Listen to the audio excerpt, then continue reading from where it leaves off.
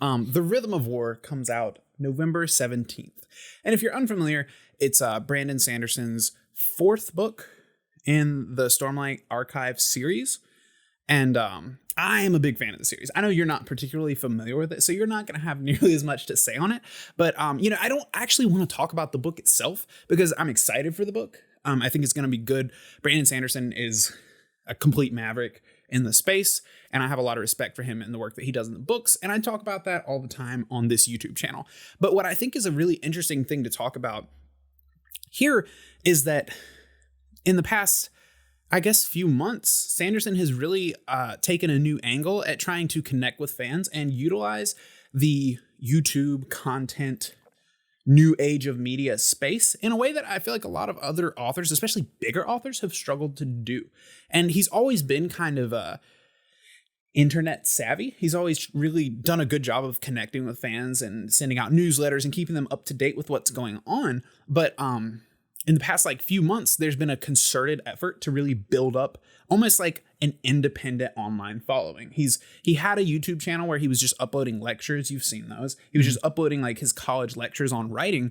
But he recently started doing a month or two ago. No, it was probably longer than that. It was probably 3 or 4 months ago.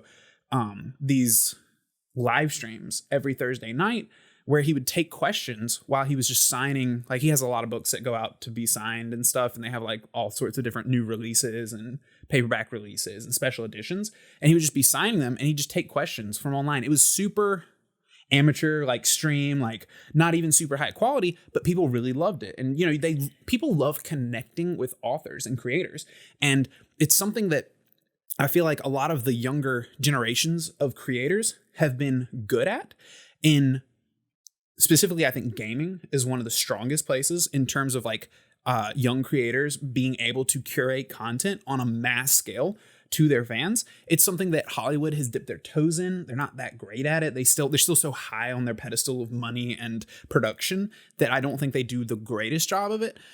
But YouTubers in general, just the general genre of YouTubers, I feel like they've really tapped into something in a way of creating content and keeping fans engaged that I feel like tons of other industries can really capitalize on. Most specifically, because it relates to me at least, and my interests, I think that authors and the general writing space has not utilized the internet properly. Yes, we've got ebooks are popular now, and we've got little dabbles here and there, but I don't feel like anyone's really capitalizing on bringing books to the mainstream. Books are still everyone knows about books. Everyone's read books. You think of it as this massive industry. And yes, it is this tried and true big industry, but if you look at the actual market space that it takes up, it's not that much.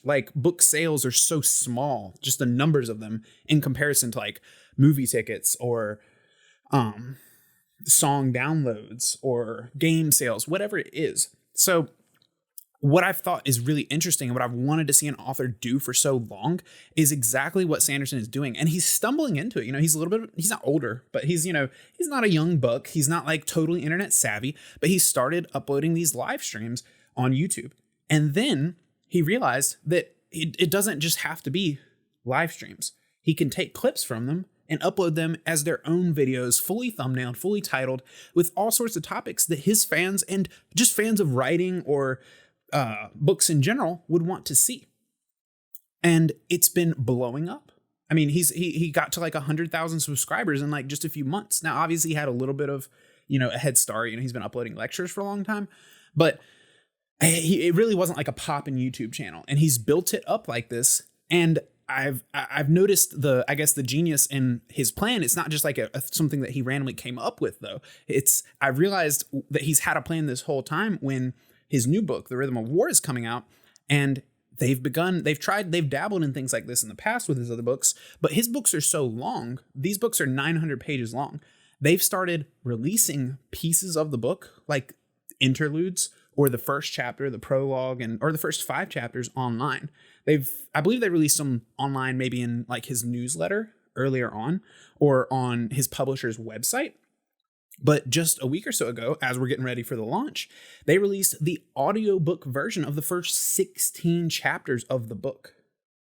And as I'm like watching this all unfold, I'm realizing that like this is all a part of a plan. And I just think it's such a interesting and necessary step for authors to move into this space in this way. And I'm watching, this older author kind of stumble his way through it. And I'm like, this is such a big space with so much room to grow and connect to your fans through things like YouTube and these internet avenues.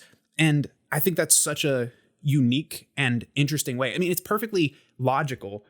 If you think of other industries, you're like, oh, well, obviously, you should be connecting with your fans. You should be posting on YouTube, creating content. But authors don't do that. And quite frankly, they don't do it that well when they do. Maybe because authors are often like a little more introverted. They're not as interested in, performing for the camera. But I think as industries become more and more competitive, you don't really have the option, or at least you're cutting down your prospects quite a lot by not taking part in that. But I think it's a really interesting thing that he's doing, and the implications for the industry as a whole. I'm really excited to see where authors go with this type of content. I mean, he's not the only one doing that type of thing, but I think he's one of the more successful ones to really lean into that. And I've thought for a while now. I've thought about like what would be a way to, I guess, monetize novels for free or pieces of stories for free. Because if you look at the model for a lot of new industry online it's moving towards free. I mean, like if you look at music, yeah, you might have to pay for Apple Music or Spotify, but nobody's just buying records anymore. Like same thing goes for movies. I mean, everything's going towards subscription services and so forth. And so it's like, how do you capitalize and make a living off of things like writing novels while also moving into the new era of content? Yeah, I think you've got the way Hollywood tries to do it, which is like try to do it like your grandparents would try to, use new technology. And I think, like, how old's Brandon Sanderson? Like 40 something? Maybe around 40, yeah, probably. Yeah. It makes me wonder what like the new generation of authors are going to do with it. Because you're moving into a world where like people don't read books the way that they used to. Mm-hmm. And when they read them, typically they're on an iPad. So you're going to have a whole generation of people who came up reading ebooks. And you're going to have a lot of authors come out of that. And I think it's going to be interesting to see what they do with it, because they're going to have to move into that market if you want books to survive the way that they are. Yeah, and that's what I've noticed with what Sanderson's doing. What I see like kind of an early form of this type of content, where I'm like, this is someone who's like coming in, seeing the success of this online market and trying to do something. But I don't feel like he's someone who just endemically understands, the kids these days. I feel like he's doing a really great job of moving into it. But I look at the channel and I'm like, there's so many things you could improve just on the production alone, or the things, and so many ideas. And it's all based on what the author wants to do, what they have time for, what they're motivated to do. But I feel like there's a way. It's like story is everlasting. Story is in everything. It's in video game, it's in movies, it's in everything. Nobody doesn't love story, but theoretically, not a lot of people just read for fun. So like, what can we as like authors and creators do to push story out to wider audiences? Not just like to get more sales within book readers, but like, what can you do to make something like the story of Sanderson's Stormlight Archive reach newer audiences and really, and then also capitalize on the content and the personality of the author to keep fans interested and engaged, to build followings? Because I mean, even if you look at some like older authors that still have bestseller books, you can go find them on Instagram. They've got 300 followers. It's like the entire landscape of what it means to be a successful author is so much different. If you're a streamer, a game streamer or something, like if you're big, you're going to have thousands and thousands of followers on every social media. But like in books, it's different. They're like, oh no, we put your books on the shelf and people will buy them.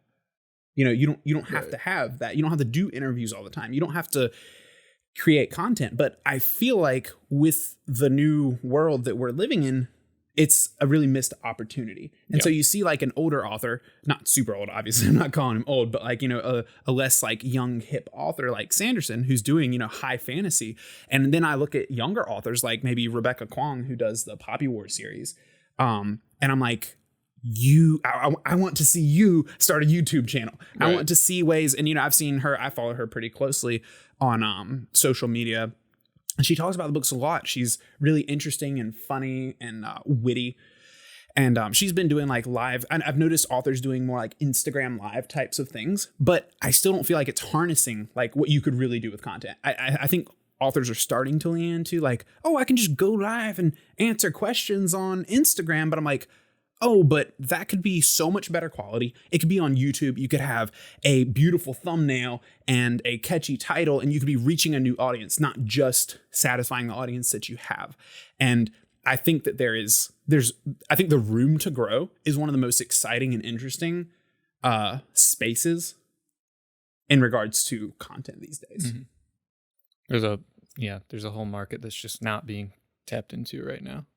Yeah. Social media wise. That, and with authors, you know, authors are having to release more and more often. Like you can't just release one book every 4 to 5 years anymore. You can't, I mean, in order to stay alive, if you're not like a massive author, you need to release a book like every year at this rate lately.